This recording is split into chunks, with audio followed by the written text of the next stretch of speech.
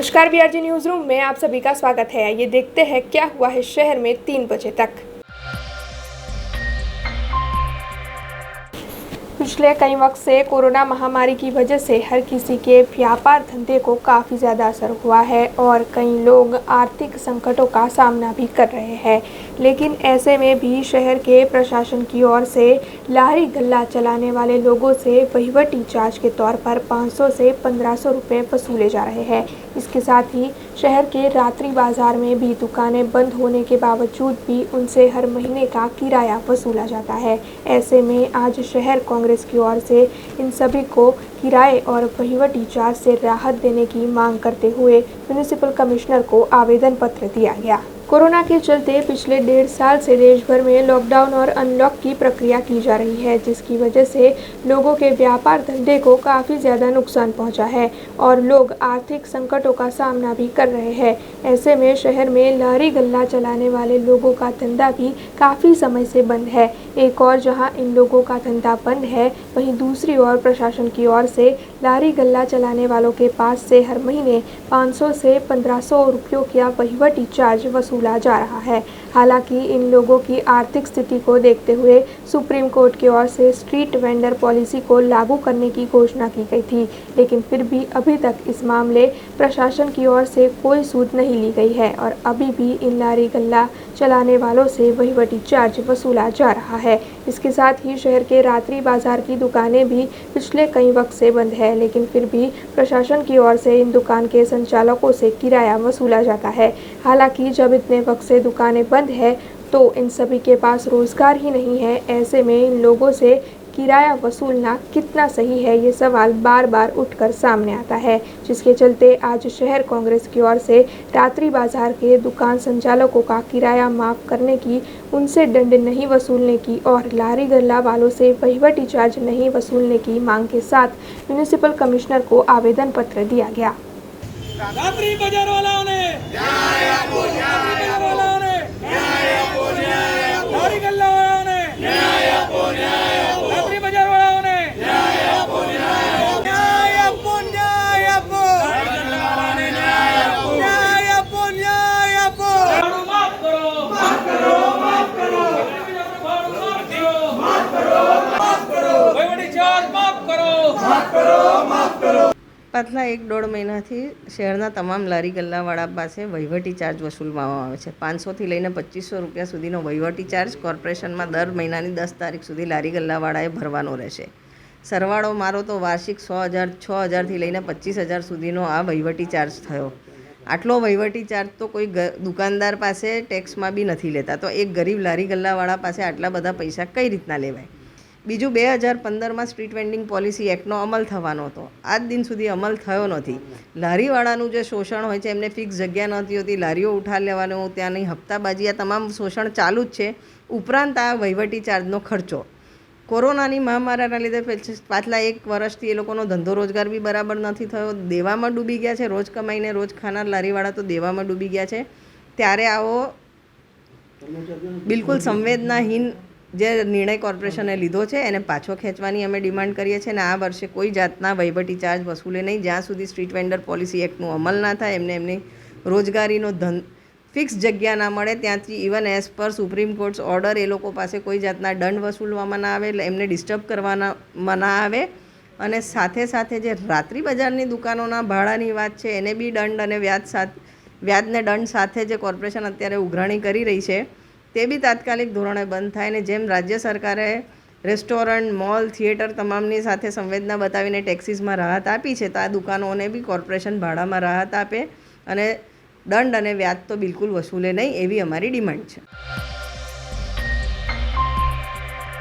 कल शहर में हुई पहली ही बारिश में प्रशासन की लापरवाही सामने आ गई। शहर के विभिन्न इलाकों में कई होर्डिंग्स गिर पड़े तो कई पेड़ गिरने की खबरें भी सामने आई। शहर के डांडिया बाजार इलाके में एक पुराने मकान की दीवार भी गिर पड़ी। हालांकि इन सभी में किसी के हताहत होने की खबर तो नहीं है, लेकिन ये सब जो हुआ उसके चलते प्रशासन की लापरवाही तो साफ देखी जा सकती है। इसके चलते आज शहर की नगर सेविका जागृति काका की ओर से इस मामले जल्द से जल्द पालिका की ओर से कार्यवाही की जाने की बात कही गई। साथ ही जागृति काका ने शियाबाग मेन रोड पर गिरे हुए एक पेड़ को खुद ही हटाकर बाकी के पेड़ों पर भी जल्द ही कार्यवाही की जाएगी, इस मामले में जानकारी दी। साथ ही जागृति काका ने ये भी बताया है कि जिस मकान की दीवार गिर पड़ी है उस मकान के मालिक को भी नोटिस दिया जा चुका है और अन्य कुछ जर्जरित मकानों को गिराने की कवायद भी पालिका की ओर से जल्द ही शुरू की जाएगी। આજે સવારથી હું ગઈકાલે જે બધા ઝાડ પડ્યા હતા એ રાત્રે જ ફાયર બ્રિગેડમાંથી પાર્થભાઈને જાણ કરતાં તાત્કાલિક ફાયર બ્રિગેડ આવી અને બધા જ ઝાડની કામગીરી એમણે કરી। આજે બધા ઝાડ હટાવવા માટે મંગેશભાઈ જયસ્વાલ સાથે વાત કરી છે, એમણે પણ ટીમ વિસ્તારમાં મોકલી દીધી છે અને લકડીપુર પાસે જે એક મકાન ગઈકાલે ધરાશય દિવાલ થઈ હતી એના સ્થળ નિરીક્ષણ માટે હું અધિકારીઓને લઈને બતાવવા માટે ગઈ હતી। તો આજે ત્યાંથી હું અહીંયા સિયાબાગ મેઇન રોડ ઉપરથી નીકળતી હતી તો એક ઝાડ ગઈકાલે અહીંયા પડ્યું હતું, એના લીધે રસ્તો આખો બ્લોક થઈ ગયો હતો। તો એ ઝાડ મેં હટાવી દીધું છે અને હમણાં વોર્ડમાં અધિકારીઓને કીધું છે તો એ આવીને આ બધું હટલાઈ ભરી જશે। ના ચોક્કસ કોર્પોરેશન એની સુરેશભાઈ અને પંડિતભાઈ બંને મારી સાથે જ છે સવારથી અને એ લોકો જે મકાનો જર્જરિત છે એ બધાને નોટિસ આપવાનું કહી દીધું છે। એક મકાન મેં તો 1 વર્ષથી કોર્પોરેશને નોટિસ આપી છે પણ જે ઉપર ભાડુઆત રહે છે એ ભાડુઆત ખાલી નથી કરતા, એના લીધે એ મકાન ઉતરી શકતું નથી।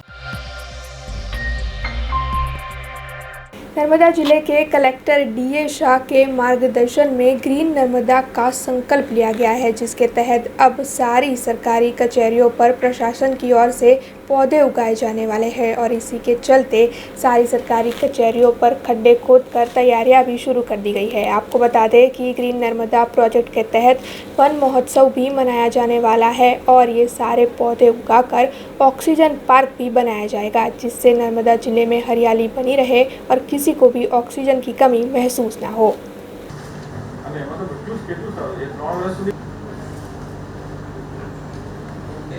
બીજા હવે આ વરસાદ ચાલુ થયો છે તો 4400 હોઈ ગયા છે ને હવે વરસાદની શક્યતા વધારે એટલે જો જરૂરિયાત મુજબના છે એ છૂટા પાડી દઈશું। તમારા ડીસી સાહેબની બદલી થઈ છે ને તમારા ચાર્જમાં કોઈ આવ્યો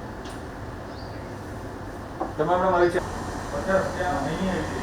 હા અહીં બાળે તો मौसम विभाग की ओर से गुजरात राज्य में भारी बारिश की आशंकाएं जताई गई थी, जिसके बाद से गुजरात के अलग अलग इलाकों में बारिश देखी भी गई है। अब आज सुबह से ही सावरकुंडला में भी काले घने बादल छाए हुए थे और उसके बाद ठंडी हवाओं के साथ ज़ोरदार बारिश भी शुरू हो गई। ठंडी हवाओं के चलते अब वहां के निवासियों को गर्मी से निजात मिली है और अब तक सावरकुंडला में बारिश चालू ही होने की खबर भी सामने आ रही है। ये रिपोर्ट सावरकुंडला से हमारे संवाददाता अरमान धानानी ने भेजी है।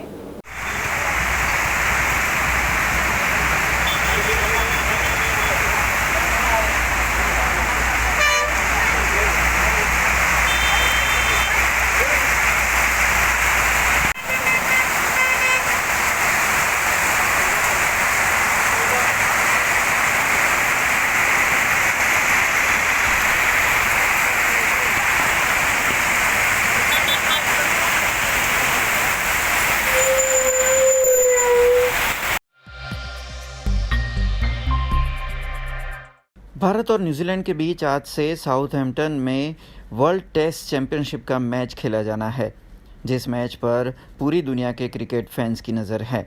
लेकिन अभी जो खबर सामने आ रही है उससे फैंस को बड़ा झटका लग सकता है। जी हां, साउथहैम्पटन में बारिश विलन बन सकती है। इंग्लैंड के मौसम विभाग के अनुमान के मुताबिक टेस्ट मैच के 5 दिन मध्यम से भारी बारिश की संभावनाएं जताई जा रही है। इंग्लैंड में जो भी मैच होते हैं उनमें मौसम हमेशा अहम भूमिका निभाता है। इंग्लैंड का मौसम कभी भी बदल जाता है, तब बारिश के आसार की खबर खिलाड़ियों के साथ अब क्रिकेट फैंस के लिए अच्छी नहीं है। अगर बारिश इस WTC में खलल पैदा करती है तो खिलाड़ियों के लिए मैच में पकड़ बनाना काफ़ी मुश्किल हो सकता है। अब देखना यही होगा कि मौसम का मिजाज कैसा रहता है। हम सब जानते हैं कि पृथ्वी के तकरीबन 30% हिस्से में ज़मीन है, वहीं 70% हिस्सा जल है। ज़मीनी सीमाएं कैसे अलग अलग देखी जा सकती है, वैसे समुद्र की सीमाएं आंखों से देख पाना मुमकिन नहीं है। पर आज हम आपको ऐसी जगह के बारे में बताएंगे जिसमें आप दो महासागरों के मिलने की सीमाएं साफ साफ देख पाएंगे। तो आपको बता दें कि इस जगह का नाम है अलास्का, जहां हिंद और प्रशांत महासागर मिलते हैं। पर इन दोनों महासागरों का पानी आपस में घुलता मिलता नहीं है, बल्कि बिल्कुल अलग अलग रंगों में दिखाई पड़ता है। वैसे ये सुनकर आप हैरान रह गए होंगे। गल्फ ऑफ अलास्का से गुजरने वाले जहाज ये नज़ारा देख पाते हैं, जबकि अगर आसमान से देखा जाए तो ये सीमाएं साफ साफ नज़र आती है। ये कुदरत का करिश्मा ही है। दरअसल प्रशांत महासागर का पानी ग्लेशियर से आता है, जिससे उसका रंग हल्का नीला रहता है। इसमें नमक का नामो निशान होता ही नहीं है, जबकि हिंद महासागर का पानी काफ़ी खारा होता है। महासागरों के पानी की ऊपरी सतह पर घनत्व होने के कारण दोनों महासागरों का पानी एक दूसरे से नहीं मिल पाता और आपस में टकराने के कारण एक झाग पैदा होता है, जो सीमा रेखा की तरह दिखाई पड़ता है। जबकि सूरज की रोशनी खारे और मीठे पानी पे पड़ने की वजह से और भिन्न घनत्व होने की वजह से पानी का रंग एक दूसरे से बिल्कुल अलग नज़र आता है।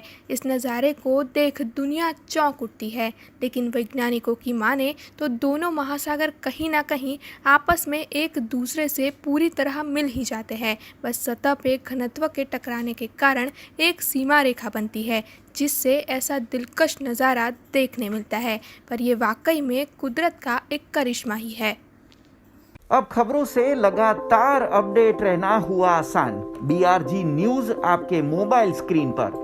आज ही BRG न्यूज की mobile app Google play store और ऐप स्टोर से डाउनलोड करें और खबरों से लगातार जुड़े रहें।